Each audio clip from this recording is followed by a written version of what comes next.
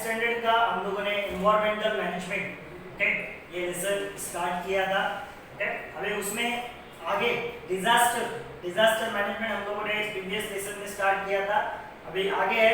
तो उसमें देखा हम लोगों ने कि मैनमेड एंड डिजास्टर, मैनमेड भी होते हैं, नेचुरल डिजास्टर्स भी होते हैं, ओके। अगर डिजास्टर आता है, क्या होता है, अगर कुछ सर्टेन कैलामिटीज आता है तो क्या first aid to disaster victim, first aid यानी क्या, उसको हॉस्पिटलाइज करने से पहले हम लोग उसको क्या ट्रीटमेंट दे सकते हैं, उसको बोला जाता है first aid to the disaster victims. The main object of the first aid is prevention of death, okay, preventing deterioration of the health. Deterioration of health यानी क्या, ज्यादा वो उसका जो हेल्थ कंडीशन है उस एक्सीडेंट के बाद या फिर उस सर्टेन घटना के बाद वो ज्यादा वर्स नहीं होना चाहिए, डिटोरिएशन यानी ज्यादा वर्स नहीं होना चाहिए, तो वो प्रिवेंट करना। And starting the process of rehabilitation, okay, hence it is important to know about the emergency measures or first aid practices to be followed, okay। तो ये चीजें हैं जो सर्टन पर्सन का जो भी कंडीशन है, हेल्थ कंडीशन है, उसको प्रिवेंट करने के लिए या फिर सर्टन कुछ ना कुछ उपाय किए जाते हैं, उसको बोला जाता है फर्स्ट एड, ओके। क्या क्या कर सकते हैं, basic principles of the first aids, okay, life and respirations, okay. तो फर्स्ट क्या दिया है हमने, एयरवेज, ओके। क्या क्या हम लोग फर्स्ट एड दे सकते हैं और कौन कौन से फर्स्ट एड दे सकते हैं वो दिया है।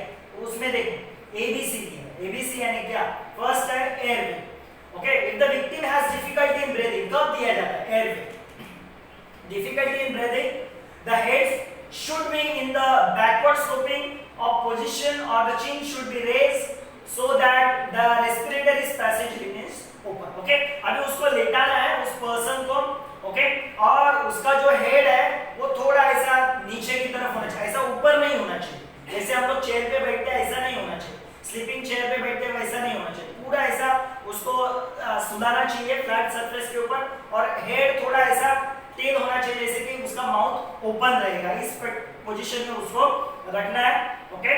नेक्स्ट उसको breathing, if the breathing has stopped the victim should be given artificial ventilation by mouth to mouth respiration, okay. ये normally mouth to mouth respiration कब दिया जाता है, जब कोई पर्सन अगर डूब जाता है पानी में, उसको निकालने के बाद उसका अगर उसको वो खुद रेस्पिरेशन नहीं कर पा रहा है, ओके, तो ये माउथ टू माउथ रेस्पिरेशन दिया जाता है। या फिर कोई पर्सन अगर अनकॉन्शियस हो गया तो उसको माउथ टू माउथ रेस्पिरेशन दिया जाता है।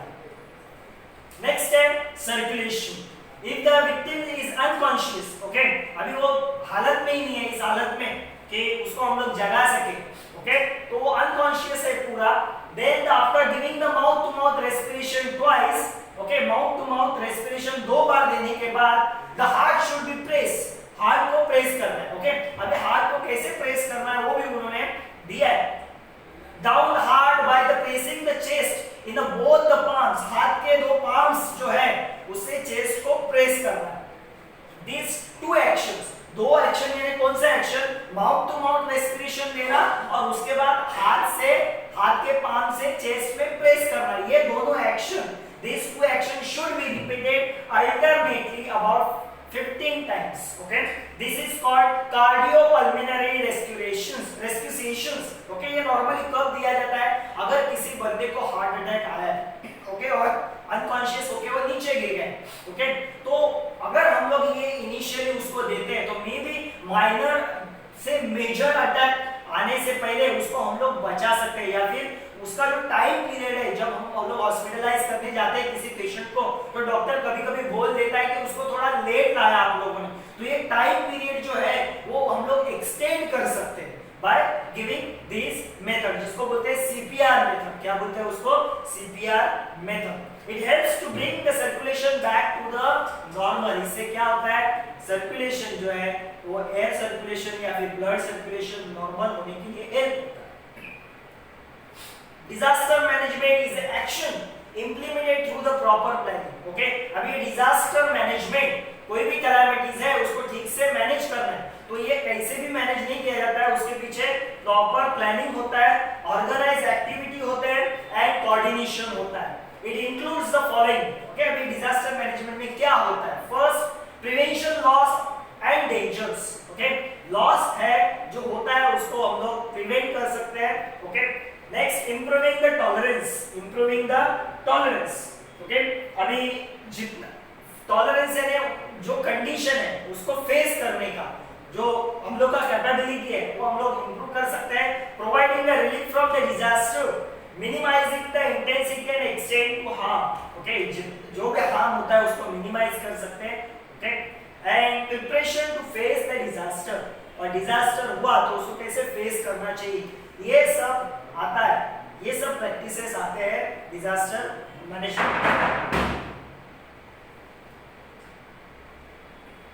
Next 5, immediate action in the disaster situations, assessment of the damage, assessment करना यानी कितना डैमेज हुआ, क्या हुआ, उसका इंटेंसिटी ऑफ द डिजास्टर यानी डिजास्टर कैसा था, छोटा कम था या फिर हाई लेवल का था।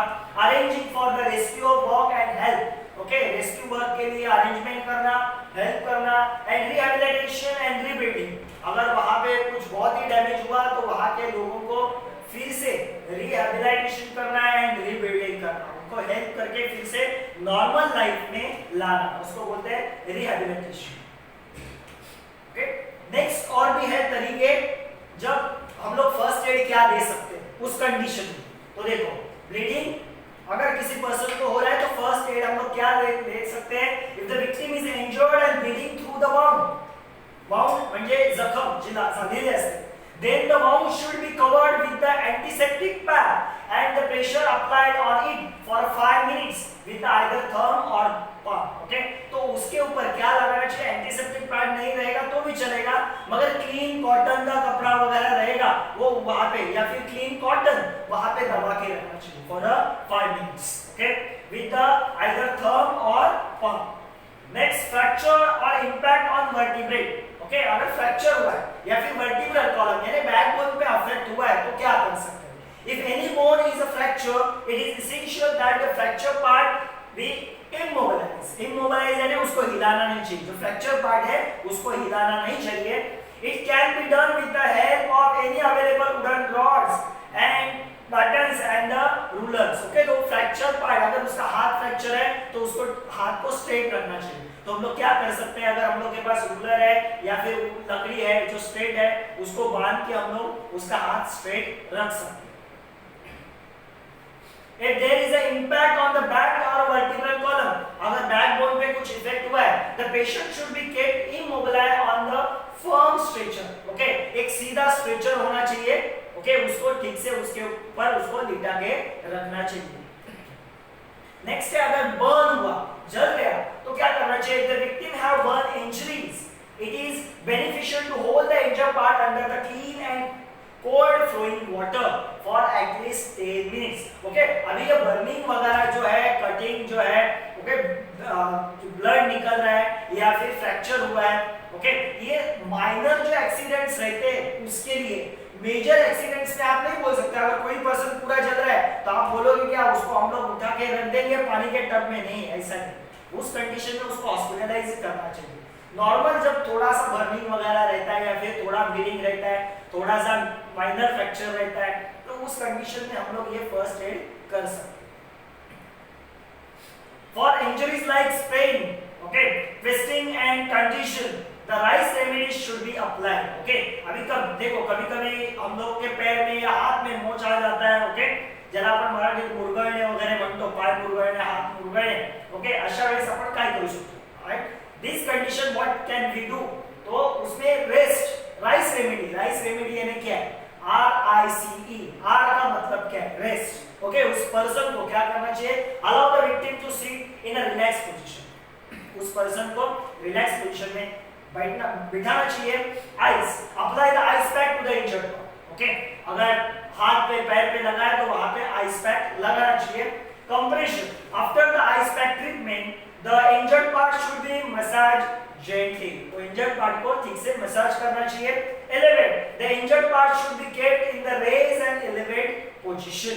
ओके, सीधा रखना चाहिए या फिर रेज पोजीशन पे रखना चाहिए, उस इंजर्ड पार्ट को सीधा स्ट्रेट पोजीशन पे रखना चाहिए।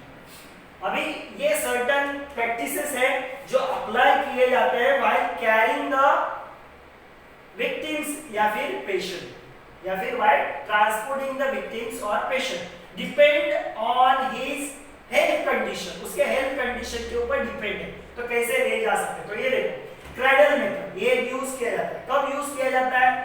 Useful for children and underweight victim. Okay, अगर छोटे बच्चे को कुछ लगा है तो उसको आप लोग इसे उठा के ले जा सकते हैं। या फिर अंडरवेट, आपका वेट 40 केजी और आप 100 किलो के पर्सन को नहीं उठा सकते, अगर 100 किलो का पर्सन है 40 केजी पर्सन को उठा के लेके जा सकते हैं ऐसे। Next carrying piggy bag. Okay, जैसे हम लोग बैग लेके जाते हैं पीछे लगा के, वैसे useful for carrying a patient who are unconscious, जो अनकॉन्शियस है, ओके, जिसको कुछ भी पता नहीं लग रहा है, ओके, तो उसको ऐसे पर्सन को हम लोग ऐसे उठा के लेके जा सकते हैं। These are the different techniques to carry the patient. Next आप देखोगे यहाँ पे पुलिंग और लिफ्टिंग मेथड, पुल करेंगे या फिर उसको ऐसे लिफ्ट करके लेके जा सकते हैं। तो this is useful for carrying the unconscious patient through the short distance. अभी पुल करके तो हॉस्पिटल तक लेके नहीं जा सकते, घिसट के उसको एक सर्टेन डिस्टेंस, ओके, आप बोल सकते हैं कि ऑलमोस्ट 20 मीटर या फिर हम लोग बोल सकते हैं कि 10 मीटर तक लेके जाने के लिए, ओके, इतना हम लोग उसको लेके जा सकते हैं ऐसे घिसट के लेके। Next human crutch method. If the one of the leg is injured, देखो सपोज इसका एक लेग इंजर्ड है, तो हम लोग उसको क्या कर सकते हैं? Victim should be supported with the minimum load on the other leg. एक लेग अगर उसका इंजर्ड है तो उसके उस लेग के ऊपर मिनिमम जो बर्डन लेके अदर लेग के साथ चल के हम लोग उसको लेके जा सकते हैं। नेक्स्ट उन्होंने दिया देखो carrying two hand chair, okay, दो हैंड का चेयर बना के, useful for those patients who cannot use their hands but can hold their body upright, okay, ऐसे पेशेंट को ऐसी टेक्निक से लेके जाते हैं टू हैंड चेयर से। कौन से पेशेंट को?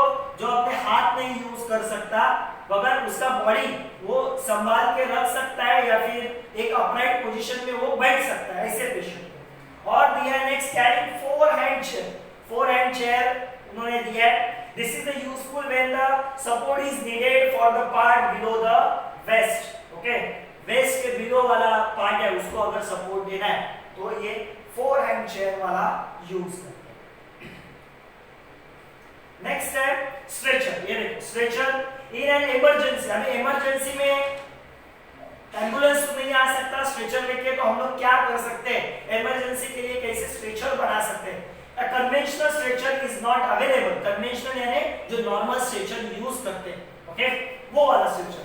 Then the temporary stretcher can be made using bamboos and blankets, okay, या फिर हम लोग के पास straight लकड़ी है, okay, तो उसका यूज करके एंड ब्लैंकेट का यूज करके हम लोग टेम्पररी स्ट्रेचर बना सकते हैं, ओके, ये यहाँ पे दिया हुआ। नेक्स्ट है method use by the fire brigades people, okay, fire brigade वाले पीपल नॉर्मली पीपल्स को रेस्क्यू करने के लिए ये वाले मेथड यूज करते हैं, जो लोगों को कैरी करने के लिए। अदर इमरजेंसी मेजर्स, ओके, और बहुत सारे ऐसे इमरजेंसीज आते हैं जैसे बारिश वगैरह गिरता है या फिर तब क्या क्या मेजर्स लिए जाते हैं, ओके, तो क्या दिया? Boats are used by the civil administrative to rescue the people trapped in the flooded area. जहां पे बहुत सारा पानी भरा है तो वहां पे बोट से हम लोग लोगों को निकाल सकते हैं। As an emergency measures, wooden boards, bamboo floats, air-lifted rubber tubes from the tire can be used to advantage. अगर बोट ही अवेलेबल नहीं है तो क्या कर सकते हैं हम लोग इमरजेंसी के लिए? तो ये यूज कर सकते हैं wooden boards, okay, board, okay, wooden के, मगर वुडन के जो तैर सकते हैं पानी के ऊपर, लिफ्ट हो सकते हैं। बाम्बू फ्लोट्स या फिर एयर फिल्ड रबर ट्यूब्स ये हम लोग यूज कर सकते हैं, या फिर फ्रॉम द टायर के रबर ट्यूब्स जो रहते हैं वो। Fire extinguisher is a portable appliances that can be easily carried anywhere. Fire extinguisher, okay, अगर थोड़ा सा फायर है उसको बुझाने के लिए हम लोग फायर extinguisher यूज कर सकते हैं। Various appliances are used to put out the fire. तो अलग-अलग तरीके के फायर extinguisher भी होते हैं, okay, इसके बारे में हम लोग 10th स्टैंडर्ड में सीखेंगे, okay, तो यहाँ पे हम लोग का ये लेसन खत्म।